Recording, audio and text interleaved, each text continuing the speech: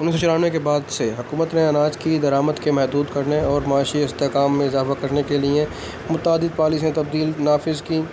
ان پالیسیوں میں تبدیلیوں میں اناج کی قیمتوں میں مصنوعی اضافے بھی مارکیٹ کی سطح سے اوپر تھا۔ اس کی وجہ سے اناج کی پیداوار میں اضافہ ہوا، جبکہ ان قیمتوں کو حکومت پر برقرار رکھنے کا بھاری بوجھ پڑا۔ 1995 میں گورنرز اناج بیک ذمہ دار نظام قائم کیا گیا تھا، جس میں صوبائی گورنروں کو اناج کی فراہمی اور طلب میں توازن پیدا کرنے اور ان کی صوبوں میں اناج کی قیمتوں میں استحکام کے لیے ذمہ دار ٹھہرایا گیا تھا۔ بعد ازاں 1957 میں حکومت نے اناج کی پالیسی کے ذریعے لگائے گئے کچھ مالیاتی بوجھوں کو دور کرنے کے لیے 4 علیحدگی اور 1 کمال پروگرام نافذ کیا۔ جب چین نے صنعتی ترقی جاری رکھی ہے تو زرعی اراضی کے وسیع حصوں کو صنعتی زمین میں تبدیل کیا جا رہا ہے۔ اس طرح کے شہری توسیع سے بے گھر کسان اکثر فیکٹریوں کے لیے نقل مکانی کرنے والے مزدور بن جاتے ہیں، لیکن دوسرے کاشتکار صنعت کی تجارت اور شہری اور دیہی دولت اور آمدنی کے مابین بڑھتے ہوئے تفاوت سے محروم اور دھوکہ دہی محسوس کرتے ہیں۔ چینی زراعت میں حالیہ بدت نامیاتی زراعت کی طرف راغب ہے۔ نامیاتی کھیتی باڑی کے یہ تیزی سے گلے مل کر متعدد مقاصد کارآمد ہوتے ہیں، جس میں خوراک کی حفاظت، صحت سے متعلق فوائد، برآمد کے مواقع اور دیہی برادریوں کی پیداوار کے لیے قیمتی پریمیم فراہم کر کے اپنایا جاتا ہے۔ حیاتیاتی کی وجہ سے دیہی کارکنوں کی شہری میں نقل مکانی روکنے میں مدد مل سکتی ہے۔ 1990 کی دہائی کے وسط میں چین اناج کا خالص درآمد کنندہ بن گیا ہے، کیونکہ اس کے زیر زمین پانی کی کان کئی کے غیر مستحکم طریقوں نے نتیجہ خیز زرعی استعمال سے کافی حد تک زمین کو ہٹا دیا ہے۔ اہم زرعی مصنوعات: فصلوں کی تقسیم۔ اگرچہ چین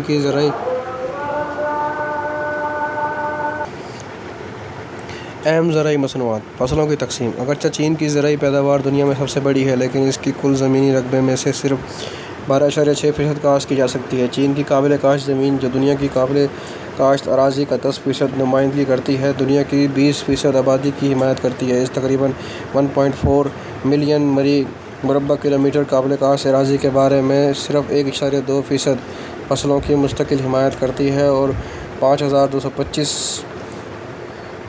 مربع کلومیٹر سیراب ہے۔ اس زمین کی تقریباً 200 ملین گھرانوں میں تقسیم کیا گیا ہے، جس میں اوسطاً صرف 0.65 ایکڑ اراضی مختص ہے۔ چین کی کاشتکاری کے لیے محدود جگہ اپنی پوری تاریخ میں ایک مسئلہ رہا ہے، جس کی وجہ سے خوراک کی طویل قلت اور قحط پیدا ہوا ہے۔ اگرچہ وقت کے ساتھ ساتھ کھیتوں کی پیداوار کا کارکردگی میں اضافہ ہوا ہے، مغرب اور شمال تک پھیلانے کے لیے کوششوں کو محدود کامیابی ملی ہے، کیونکہ اس طرح کی سرزمین مشرق میں روایتی کھیتوں سے عام طور پر سرد اور تر ہوتی ہے۔ 1950 کی دہائی کے بعد صنعت اور شہروں کی بڑھتی ہوئی زمین کی ضرورت کی وجہ سے فارم کی جگہ پر بھی دباؤ پڑا ہے۔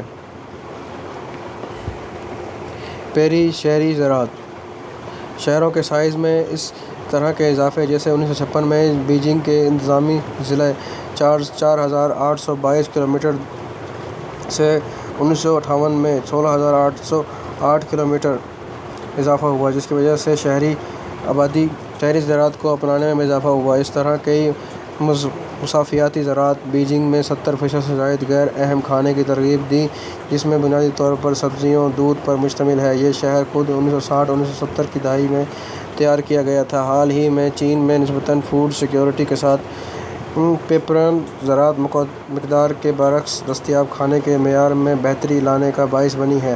شہری زراعت کے بارے میں حالیہ تجربات میں سے ایک ژاؤ ٹانگشنگ کا جدید زرعی سائنسی مظاہرہ پارک ہے۔ غذائی فصلیں: چین کے کاشت شدہ رقبے کا تقریباً 75% کاشت کی فصلوں کے لیے استعمال ہوتا ہے۔ چاول چین کی سب سے اہم فصل ہے، جو کاشت شدہ رقبے کے تقریباً 25% رقبے پر اٹھائی جاتی ہے۔ چاول کی اکثریت دریائے ہوئی کے جنوب میں ژوجیانگ ڈیلٹا اور یونان اور گوبیز اور سچوان صوبوں میں اگائی جاتی ہے۔ گندم دوسری سب سے زیادہ اناج کی فصل ہے، جو ملک کے بیشتر علاقوں میں، خاص طور پر شمالی چین کے میدانی علاقوں میں وائس فیون ندی کی وادیوں میں لیس سطح پر مرتفع ہے۔ چیانگوز बोई सिचुआन सूबों में उगाई जाती है। मकई और बाजरा शुमाली और शुमाल मशरक़ी चीन में उगाए जाते हैं। अंदरूनी मंगोलिया और तिब्बत में जी अहम है। दीगर अहम फसलों में जनूब में मीठे आलू, शुमाल में सफ़ेद आलू और दीगर बहुत से फल और सब्जियां शामिल हैं। हनान जजीरे पर फल उगाए जाते हैं। सेब और नाशपाती को शुमाली लियांग और शीडिंग में उगाया जाता है। चीनी ज़राअत में खुर्दनी और सनदी तेल की फराहमी और ज़राअत बरामदात में बड़ा हिस्सा बनाने के लिए तेल के बीज अहम हैं। शुमाली और शुमाल मशरक़ी चीन में चीनी, सोयाबीन, प्यानतुफो और खाना पकाने के तेल में इस्तेमाल होने के अहम अपने हैं। चीन में मूंगफली भी तैयार करते हैं जो शीडोंग और भी सूबों में काश्त किया जाता है। नेटसी के दूसरे फसलों तेल के बीज, सूरजमुखी के बीज, रेपसिस और टंग दरख्त के बीज शामिल हैं। साइरस जनूबी चीन के एक अहम नकद फसल है जिसकी पैदावार दरियाए यांगसी दरियाए की वादी में के साथ साथ जनूब में फैली हुई है। नारंगी की पैदावार में दुगनी पैदावार के साथ मैंडारान चीन में सबसे ज़्यादा मकबूल लेमन है। चीन के लिए दीगर अहम ग़िज़ाई फसलों में सब्ज़ी, जैस्मिन चाय, काली चाय, गन्ने और चीनी की चोटियाँ शामिल हैं। चाय के बागात वसी यांगसी वादी की पहाड़ियाँ और जनूब मशरक़ के सूबे फुजियान और जियांग में वाक़या हैं।